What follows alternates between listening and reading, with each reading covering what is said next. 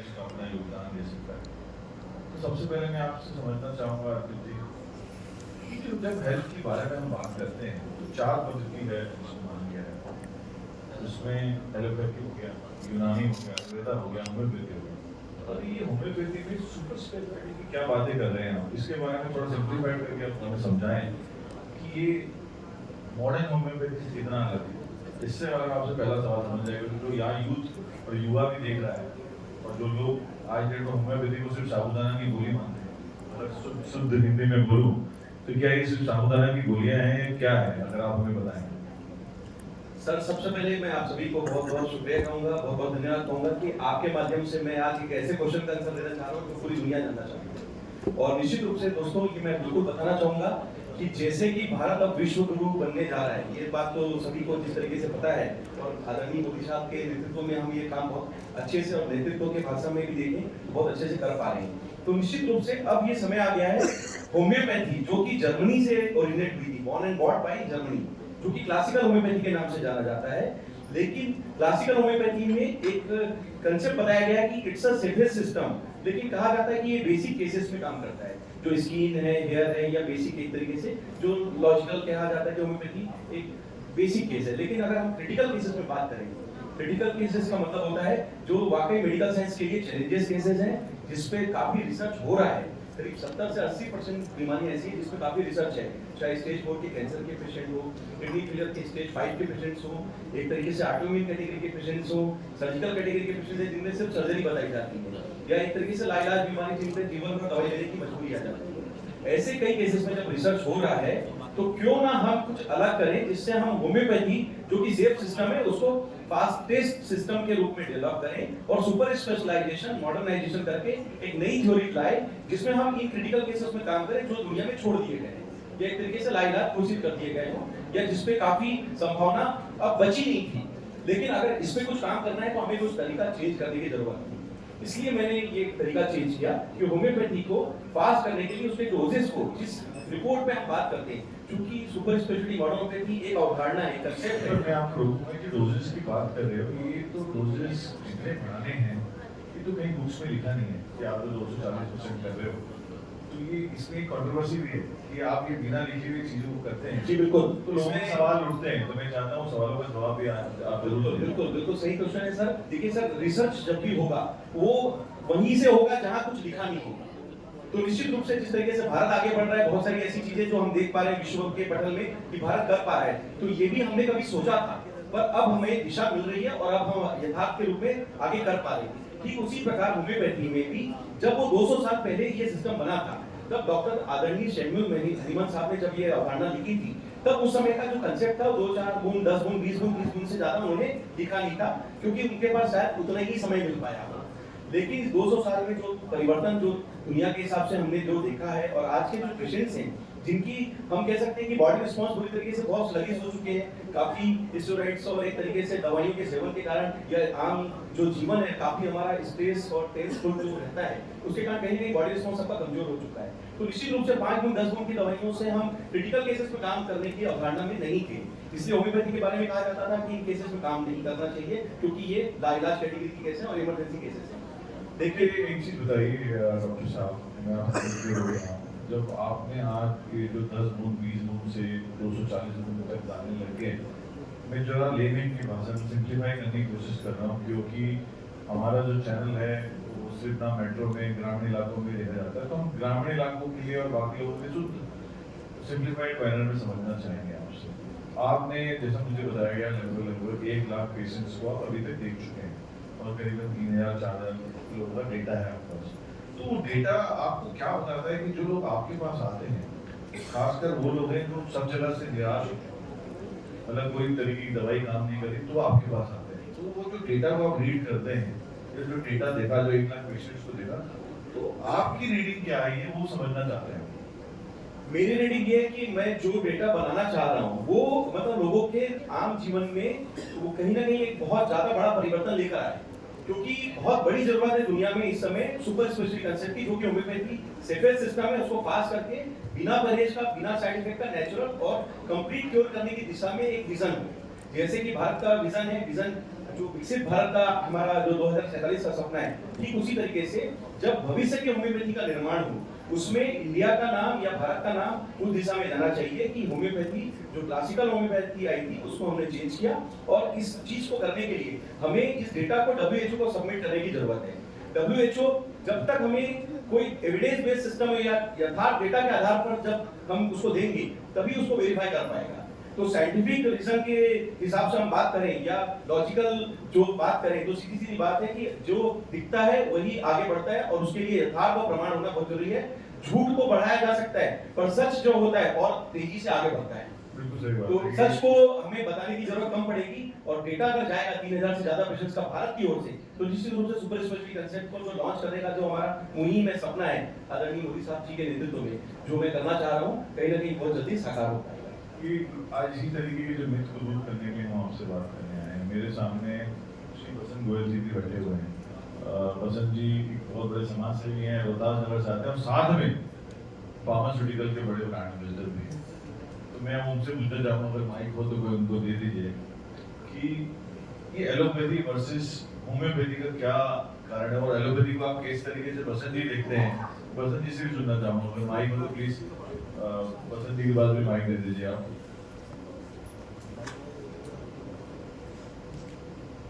जब तक माइक पहुंचे यहाँ पे आपके पास,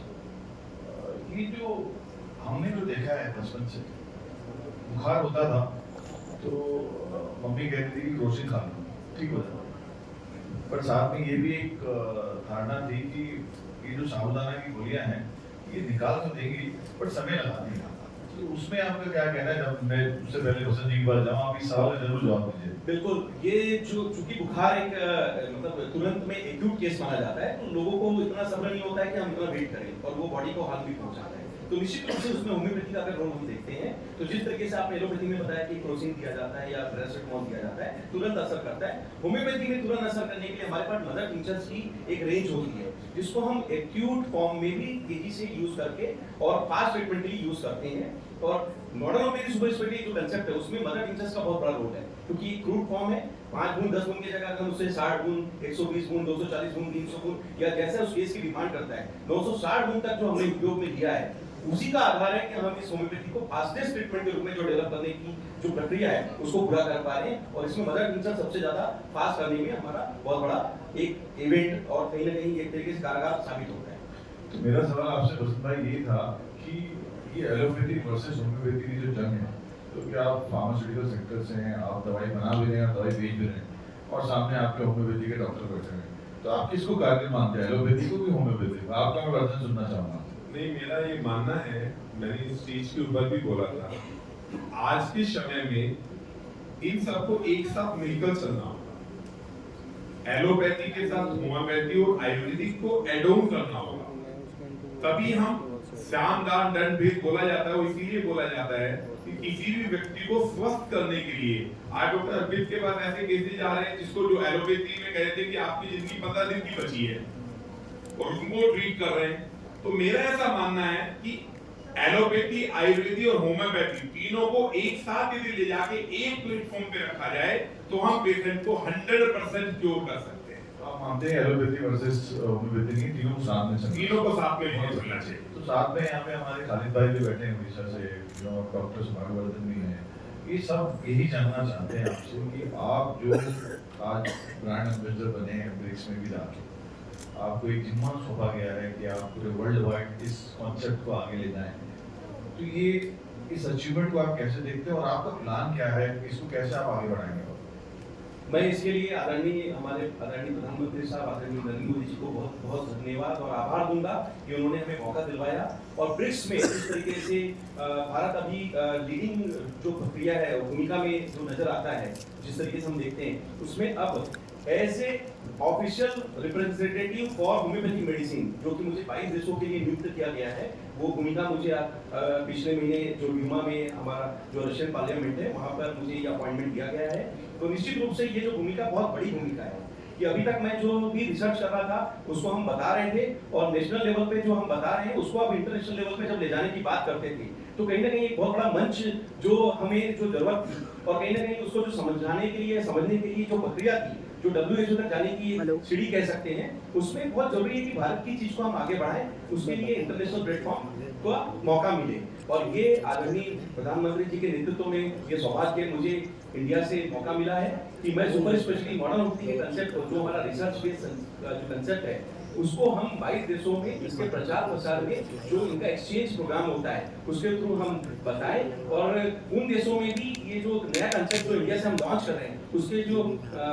आगे की जो भूमिका है उसमें जो भारत का नाम जा रहा है, उसमें मेरा जो उद्देश्य है कि जिस भी तरीके से हम बताने की कोशिश करेंगे उन देशों में भी इसका जो लाभ है जब उन्हें मिलेगा, तो एविडेंस एंड पैथोलॉजी के हिसाब से जो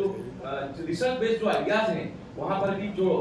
इमर्जिंग जो डॉक्टर्स हैं वो उसका यूज करेंगे। और भविष्य में जब ये WHO में जब सबमिट होगा तो कहीं ना कहीं ब्रिक्स की ये जो भूमिका है जब इंडिया से जाएगी तो उसका एक प्लेटफॉर्म जो मिलता है ये research based evidence based system बनाने के लिए बहुत कारगर साबित हो सकता है। मैं चाहूँगा इसमें जरूरी ताली बनती है कि ब्रिक्स के मेंबर बने हैं,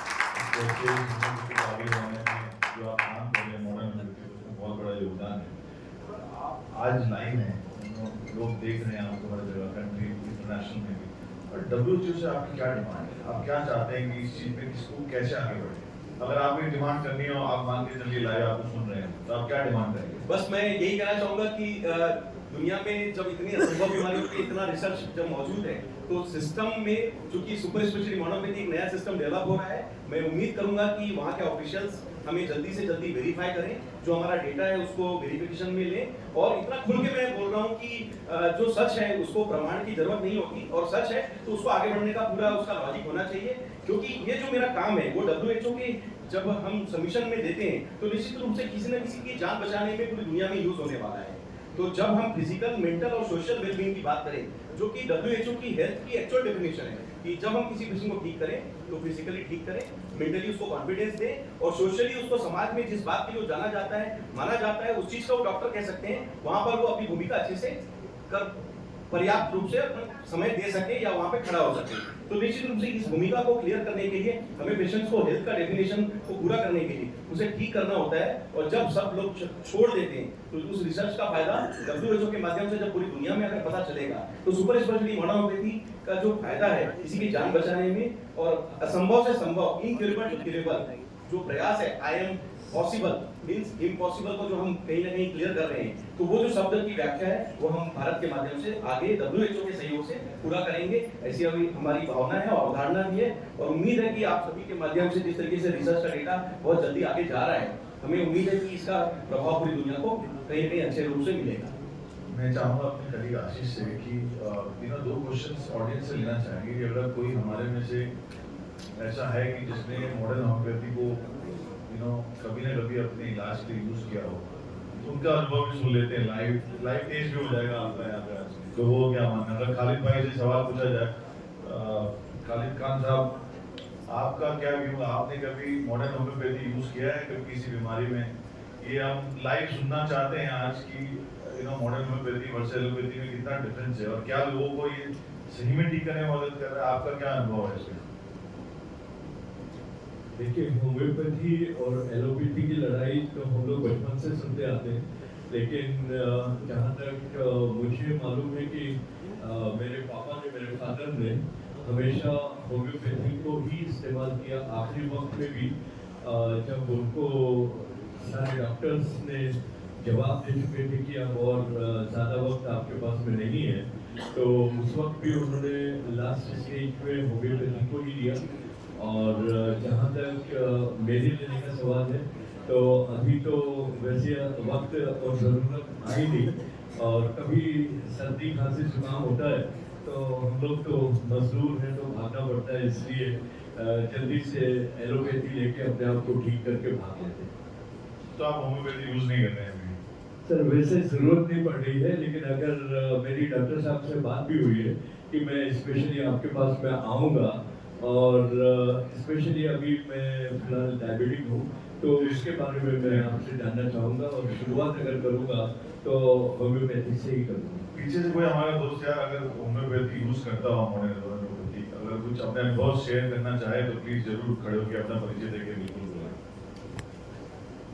अगर आप खड़े होकर अपना परिचय दें। मुख्य कार्यकारी सदस्य भारतीय जनता युवा मोर्चा। मैं सर मोस्टली आयुर्वेदिक और होम्योपैथिक मेडिसिन ही यूज़ करता हूँ, जैसे वैक्सन की हो, एलारेड हो, MI की हो। फिर हर रोज़ की हमारे दिनचर्या में हमारे को हेडेक बहुत ज़्यादा होता है, तो हम पैरासीटामोल यूज़ ना करके वो MI यूज़ में करता हूँ। अगर एलर्जी हो तो एलारेड है उसमें, और अगर अन्य कोई जैसे लीवर फैटी लीवर मेरे को बीच में हो गया था आफ्टर कोविड, तो मैंने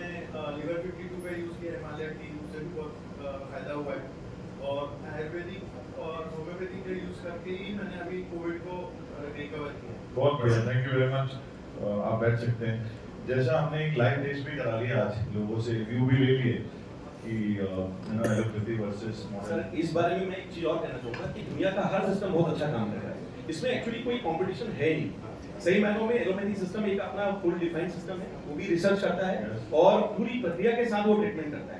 उसी तरीके से आयुर्वेद इंडिया से बनाया हुआ सिस्टम है जिस पे हम अपना अच्छा काम कर रहे हैं। होम्योपैथी जर्मनी से ओरिजिनेट हुआ है, पूरी वर्ल्ड वाइड चूंकि गया है, और दुनिया के अधिकांश देशों में एलोपैथी के बाद दूसरे नंबर पे अगर कोई सिस्टम चल रहा है तो वो होम्योपैथी है। तो निश्चित रूप से होम्योपैथी का अपना रोल है। बस एक ही चीज है कि जहां पर रिसर्च का अवधारणा आता है, जहां पर सभी चीजें छोड़ दी जाती है, तो कहीं ना कहीं उसमें कुछ नया करने की जरूरत थी। तो वहां पे कोई कंपटीशन या एक तरीके से आर्गुमेंट नहीं होता है, वहां पर जरूरत होती है। तो आवश्यकता के पीछे आविष्कार होना चाहिए। आपका कहना है कि चारों पद्धति अपनी जगह बिल्कुल सेफ है और अच्छा काम कर रही है, और अभी मेडिकल साइंस के हिसाब से हम देखें तो वाकई इन सभी को यूनाइट होने की बहुत ज्यादा जरूरत है। अगर हम कोविड के हिसाब से बात करें तो जैसा कि सर ने कहा कि कोविड में उन्होंने एलोपैथी के साथ इवन होम्योपैथी का भी यूज किया। मैं आपको एक पर्सनल मेरा एक अनुभव बताऊंगा कि वेंटिलेटर पे पहुंचा हुआ पेशेंट जो कि 35% सैचुरेशन पे लगभग छोड़ दिया गया, कोविड में जो लंग से सैचुरेशन अगर कमजोर हो जाए तो वेंटिलेटर की स्टेज भी उसके लिए असहनीय हो रही है और बिल्कुल जान बचाने लायक स्थिति नहीं थी। वहां पर होम्योपैथी का 480 गुण दिन में 4 बार का डोज देकर हमने उस पेशेंट को रिवाइव किया है, और आज भी वो पेशेंट नीमच मंदसौर में आज अपने परिवार के साथ स्वस्थ जीवन जी पा रहा है। तो अगर हम हॉस्पिटल में जाकर अगर मॉडर्न सुपर स्पेशलिटी कंसेप्ट से भी अगर किसी की जान बचाने की अपनी भूमिका दे सकते हैं तो निश्चित रूप से यूनाइटेड होने का फायदा हमें पेशेंट के जीवन बचाने में मिलता है। और यही हमारी उम्मीद है कि हम मिलकर काम करें और कहीं ना कहीं इस देश में जो संभव जो हमारा वसुधैव कुटुंबकम की जो भावना है जो हम सभी पूरे विश्व को देना चाहते हैं, तो निश्चित रूप से उसमें एलोपैथी, होम्योपैथी, आयुर्वेदिक, यूनानी अगर मिलकर काम करें, जिसमें होम्योपैथी का अगर सुपर स्पेशलिटी कंसेप्ट आ जाए तो निश्चित रूप से लोगों को फायदा और ज्यादा मिलेगा। तो मैं आपसे जाते जाते 3 सवाल पूछता हूँ। पहला मैं आपसे समझना चाहता हूँ कि हमने आज होम्योपैथी, मॉडर्न होम्योपैथी और सारी पद्धतियों के बारे में समझने की कोशिश करी बारीकी से आपके थ्रू और बाकी हमारे दर्शक हैं, और साथ में ये भी कहा है कि भाई सारी की सारी पद्धति अपनी जगह बहुत सही, अच्छे से काम करिए, रिसर्च बेस्ड हैं, आप सबका सम्मान कर रहे हैं चारों पद्धति का भी। बट जब डॉक्टर अर्पित की बात आती है, क्योंकि आप इंदौर से इस काम को आगे बढ़ा रहे हैं, जो लोग देख रहे हैं, आप अभी हम दिल्ली में बैठे हैं, बॉम्बे से लोग आए हुए हैं, यहाँ पे उड़ीसा से आए हुए लोग, अगर आप तक पहुँचना है तो कहाँ इंदौर ही आना पड़ेगा कि आप कैसे किस तरीके से लोगों को ट्रीट करेंगे आगे जाके, इसके बारे में जरूर बताएं। दोस्तों मैं एक आपके भारत 24 चैनल के माध्यम से, क्योंकि अब ये चैनल भी ग्लोबल चैनल है, मैं बिल्कुल यही बात अपने क्लिनिक के लिए भी बोलना चाहूंगा कि अब हमारा जो इंदौर का जो क्लिनिक है, क्योंकि मेरा मात्र एक सेंटर है, मैं आपके चैनल के माध्यम से बहुत क्लियर बताना चाहूंगा कि इस समय मेरे नाम से दुनिया में दूसरा सेंटर अगर कोई बताता है तो बहुत ही गलत बता रहा होगा। मेरा केवल एकमात्र सेंटर है जो कि इंदौर का मेन सेंटर है, जो कि आरोग्य super speciality modern homeopathy clinic के नाम से मौजूद है। और चूंकि वो क्लिनिक अब लोकल की जगह ग्लोबल क्लिनिक है, तो वहां पर हम ऑनलाइन सिस्टम के माध्यम से करीब 19 देशों में अपनी सेवाएं ऑलरेडी अपने 8 डॉक्टर्स की जो मेरी टीम है उसके माध्यम से दे रहे हैं। अगर आप हमारे पास फेस टू फेस कंसल्टेशन के लिए आना चाहते हैं तो इंदौर आकर दिल्ली वाला चौराहा स्थित न्यू पलासिया स्थित क्लिनिक पर आकर हमसे मिले। अगर किसी कारण से आप हमारे पास आने की स्थिति में नहीं है तो भी हमने इतना स्मूथ सिस्टम किया है कि डिजिटलाइजेशन की ये जो युग है, इसमें व्हाट्सएप या आप एक तरीके से सोशल मीडिया के माध्यम से, ईमेल के माध्यम से या यूट्यूब के माध्यम से भी आप जहां से हमारे बारे में समझते हैं आप हमसे जुड़ें और अपना डेटा हमें शेयर करें। हम लोग आपका केस टेकिंग लेकर आपको कुरियर के माध्यम से, ऑनलाइन सिस्टम से भी आपके देश में जिस जहां आप रह रहे हैं, हम आपको मेडिसिन की डिलीवरी सुनिश्चित कराने के लिए हम लोग बाध्य हैं और एक तरीके से उसकी सेवा देने के लिए हम पूरी कोशिश कर रहे हैं। बिल्कुल, अभी आप ये कह रहे हैं डिजिटली भी आप इस चीज को इंश्योर कर रहे हैं क्योंकि सर जिस केस में मैं काम करता हूँ, तो लोगों को ये लगता है कि चूंकि क्रिटिकल केस है, उनकी जान मेरे हाथ में रहती है, तो निश्चित रूप से उसके लिए उनका विश्वास और एक कह सकते हैं मेरे जुनून या मेरी मेहनत बहुत ज्यादा रहती है। इसलिए मैं अपने आप को मल्टीपल्स में ना ले जाकर मैं एक जगह केंद्रित हूँ। अभी फिलहाल मेरा इंदौर का सेंटर है।